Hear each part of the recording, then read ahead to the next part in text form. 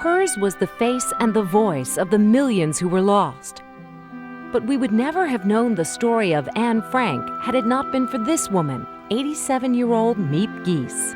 You are the only one who survives, who knows this story firsthand. I'm the last one alive out of the diary of Anne Frank.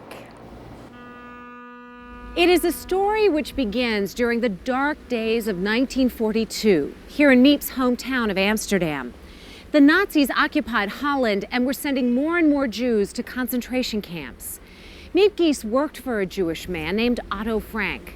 He was desperate to protect his family, including his youngest daughter, Anne, but he needed Miep's help. One day, he told her a secret about this building, the building where they worked. Did you know there was a hiding place in the office? No, I did not know. Behind this bookcase was a secret apartment where Anne and her family could hide from the Nazis. Did you think, this is very dangerous? I am risking my life. Not a single moment. Look, Hitler had our country. We could not fight with guns. We could only fight with your brains. For the next 2 years, Miep, a Christian, and a handful of others would feed, care for, and protect 8 Jews. Anne Frank, her sister Margot, her father and mother, and 4 others, including another family. We loved these people, and these people did nothing. Miep says she was closest to 13-year-old Anne, and when she discovered Anne was keeping a diary, Miep brought her extra notebooks and paper. Anne would write all the details of her life in hiding in that diary, including her fears for Miep and the others who helped them. We certainly shouldn't bother them with our woes. Oh, they're such good, noble people. Miep and Mr. Kugler bear the greatest burden for us, for all us in hiding. Miep in everything she does. In a way, Anne has become a saint. What was the real Anne like? The real Anne. Very curious. And when you speak with her, you became the feeling that you speak with a much older person. Miep says writing wasn't the only thing Anne loved. Anne covered her bedroom walls with pictures of movie stars and told Miep about a secret dream. She wanted to go to Hollywood. Be a movie star. A movie star. She wanted a movie star. Anne would never get to Hollywood, but in 1959, Hollywood would make this movie based on her diary, a movie which portrayed her first kiss with 16-year-old Peter, who also lived in the hiding place. Little did she know he would be her only love. As the war raged on and the families entered their 4th month in hiding, the strain began to take a toll. To relieve the boredom, Anne begged Miep and her husband to sleep over.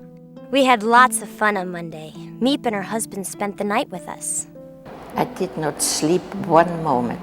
And I was so happy next morning to go down to the office. And I was free. That was one night. That was one night. So you can understand, these people has 2 years in such a situation. Every day, every night. The secret apartment is actually larger than you might imagine. 5 rooms for 8 people. But here in her room, Anne would write of the difficulty and the fear of a life in hiding. Daytime meant complete silence. A single footstep might betray them to the factory workers below. Windows had to be covered in black to keep from being seen. They lived with the constant terror of being discovered. No one must ever touch a curtain day or night. If someone on the streets should look up, or someone in those houses over there should see, we would be lost. Lost because even then, the Franks had heard about the concentration camps. Indeed, Hitler's killing factories were at full production, exterminating millions of Jews as part of his final solution. For the families, this was a race against time. I've asked myself again and again whether it wouldn't have been better if we hadn't gone into hiding, if we were dead. But we still love life. We haven't forgotten the voice of nature, and we keep hoping. The families had been in hiding for 2 years when, in the summer of 1944, the Allies reached Paris. It was just 140 miles away, but the liberation of Holland would be months in coming, too late for the families. Tell me what happened on August 4th. It must be between 10 and 11. The doors were open. There came a man in with a gun to me. Sit down, not a single word.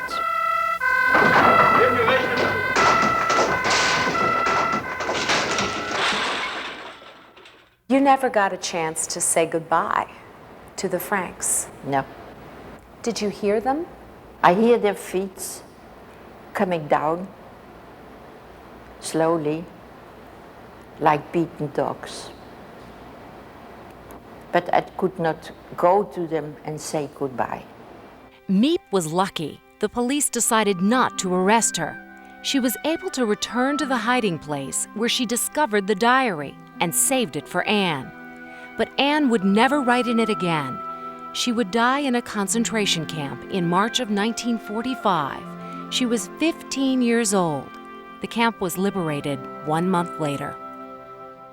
It's difficult in times like these. Ideals, dreams, and cherished hopes rise within us, only to be crushed by grim reality. It's a wonder I haven't abandoned all my ideals. Yet I cling to them because I still believe, in spite of everything, that people are truly good at heart.